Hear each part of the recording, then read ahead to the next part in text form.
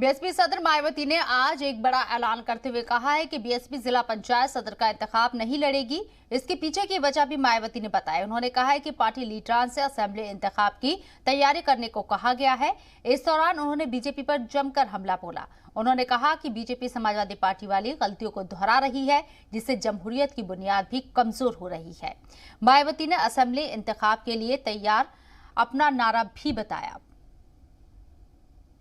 यहाँ लोकतंत्र की जड़ें भी काफ़ी कमज़ोर हो रही हैं, जो ये अति दुर्भाग्यपूर्ण व निंदनीय भी है। इसलिए बीएसपी ने इस समय प्रदेश में हो रहे जिला पंचायत अध्यक्ष के चुनाव को नहीं लड़ने का फैसला लिया है। जिला पंचायत अध्यक्ष का चुनाव जीतना तो अब पूरे तौर से यहाँ खरीद फरोख्त व सरकारी मशीनरी का दुरुपयोग आदि करने पर ही आधारित होकर रह गया है।